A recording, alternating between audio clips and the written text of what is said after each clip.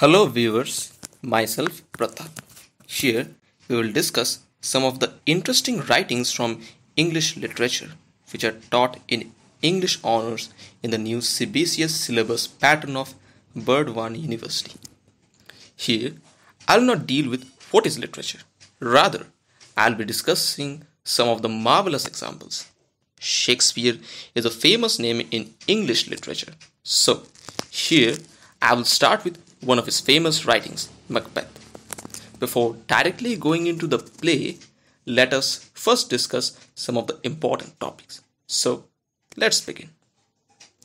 First, we will talk about the historical background. The play Macbeth was written by Shakespeare in the Elizabethan era in 1606. The political situation reveals that the English nation at that time was attaining a state of stability. Thus, literature flourished in this era. The date of this play is assumed by observing two of the most strong evidences which limits the time period within 1603 and 1611. This time, the crowns of England and Scotland were united. Thus, a Scottish theme would give pleasure to the new king. The characterization of Banquo was a compliment to the new king. The play could not have written after April 1611 because, according to Dr. Simon Forman's record, the play acted at the Globe Theatre on April 20, 1611. The Porter speech in this play refers to the event of abundant harvest in 1606. Now we will proceed towards Shakespeare as dramatist. The concise Cambridge history describes Shakespeare's genius by saying, Shakespeare has never been surpassed in the power to unfold a story and in the power to combine story, character and utterance in a texture so perfectly implicated that though the parts are clearly discovered in the whole is greater than its parts. And one of the powerful tools in describing this complex and subtle situations is his inevitable words that could transform the situations into vivid realities. Another remarkable gift that Shakespeare possesses is the gift of poetic imagination, which is the essential part of the creative element in all works of art. This power enables him to give his conceptions their distinctive forms, to make his dreams of fancy as true as actualities of real life. Thus, his writings could achieve a consciousness of expression without sacrificing the truth of the substance expressed. The third gift that Shakespeare has is his command of language. He takes the conventional speech, refashions it to new requirement, creates original patterns of words and phrases, images and rhythms. In a word, his language is capable of expressing the subtle shades of feelings and moods. Now we will proceed towards Shakespearean Tragedy. Shakespearean tragedy is not based on any theory or patterns set by the ancient exponents of the dramatic art. It is essentially homespun, made up of elements taken from mysteries and moralities from Seneca and possibly the Greeks, but fusion of a most powerful imagination and vision of life can be seen in these tragedies. The mystery of human life comes from the good which is strangely mixed with evil, thus leading our hopes into meaninglessness. In his tragedies, human personality, full of possibilities, meet his tragic doom due to strange mischance. This awful mystery of life is so cruel and yet so true. While discussing the fundamental principles of Shakespeare's tragic vision, Dr. A.C. Bradley points out the two most important features of his tragedy. According to him, in Shakespeare, tragedy proceeds from character, though the role of chance or fate is not denied.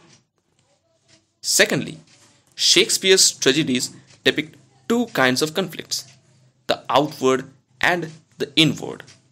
Of these two, the inward conflict is most significant, which depicts the hero's spiritual conflict. In Shakespeare, certain forces work independently in the background, which might not lead the hero to the catastrophe, but collectively makes it inevitable. Aristotle calls this a fatal flaw in character, which is also known as tragic error. The working of this blind infatuation is known as hubris in Greek, which deepens the sense of pity that is essential to tragedy. The victim, blinded by his own infatuation, thinks he is a free agent, but those outside the coil of events deny the existence of free will. Thus, the hero is only a times fool.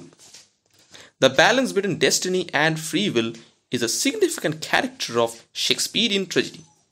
These uncertainties, mysteries, doubts revolving the character are called negative capability by Keats.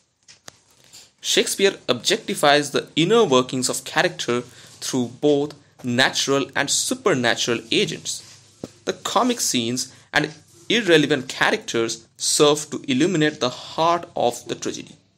Thus, the essential theme in Shakespeare's play is his depiction of the greatness of man in his littleness. Now, we will proceed towards Macbeth as a tragedy. Tragedy, according to Aristotle, is the imitation of an action that is serious with incidents arousing pity and fear. A hero in tragedy must have qualities of hamartia and hubris. Hamartia is the act of the hero which initiates the fatal process that suggests a basis for a more developed theory of tragedy.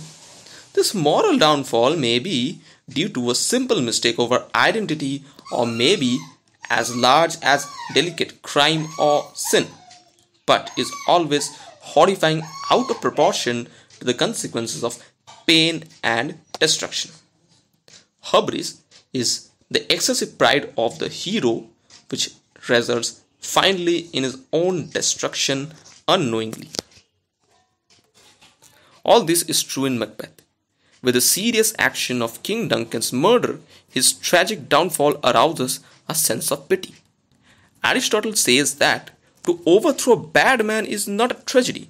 Rather, in tragedy, the hero must realize his own folly or guilt and should suffer heroically and knowingly, giving a sense of justice to the spectators. Macbeth has all the qualities required as a hero. He is a marvelous warrior, a faithful husband.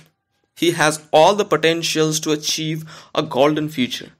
But due to the radical error of his will, he forfeits all claims of our admiration. In Macbeth, we witness the birth of evil from the very capacity of good. Thus, spectators identify themselves by sympathy and pity with the hero, though as his fate overtakes him, a sense of satisfaction of justice prevails. This is why, according to G. Wilson Knight, Macbeth is Shakespeare's most profound and mature version of evil. So, we have come to the end of this video lesson. Here are the names of some of the books which helped me to make this video.